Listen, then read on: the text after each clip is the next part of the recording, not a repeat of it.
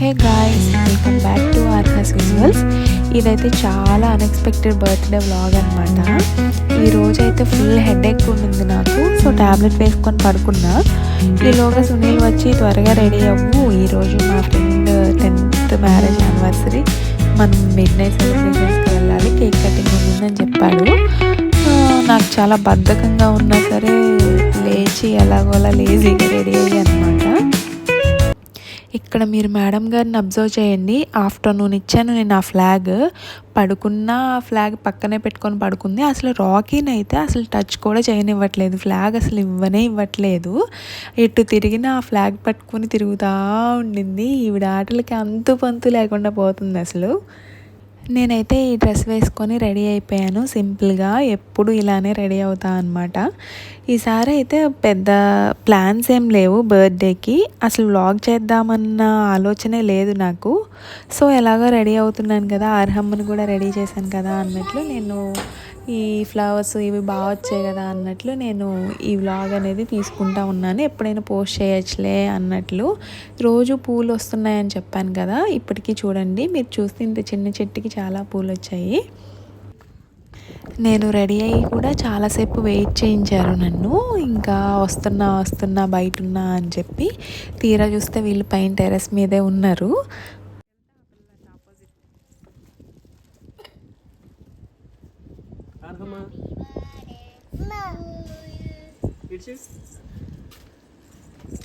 ఇద్దరు మ్యాచింగ్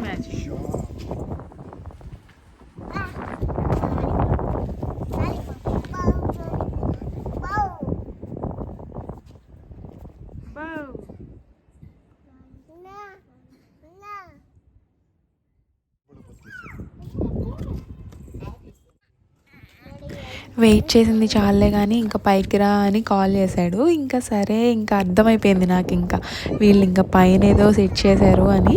ఇంకా చూసిన వెంటనే ఇలా అరేంజ్ చేశారనమాట. పాపం సునీల్కి లెగ్ పెయిన్ వస్తున్నా సరే నా కోసం ఇంత చేసినందుకు చాలా హ్యాపీ ఫీల్ అయ్యా అనమాట. That's very kind of Sunil. ఇంకా మాకు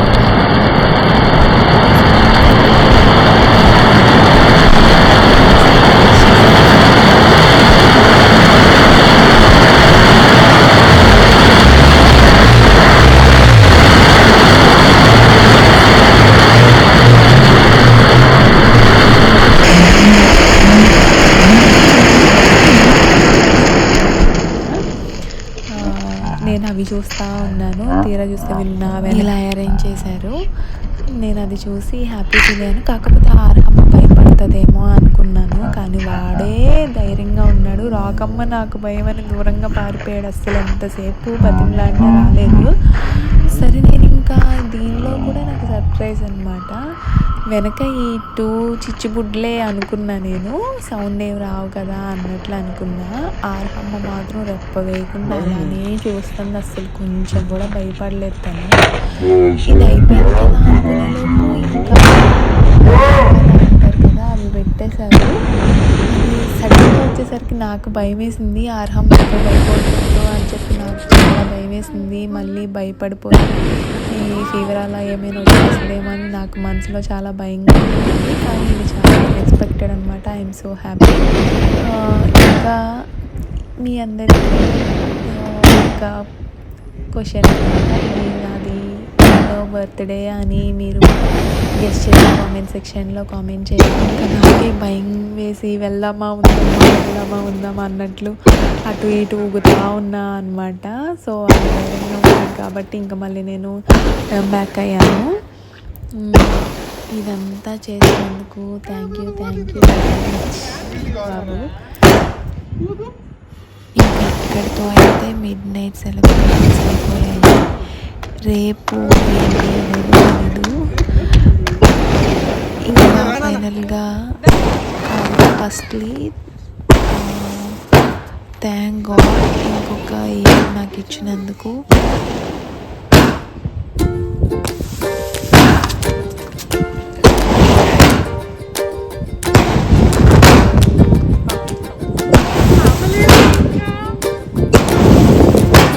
$30 years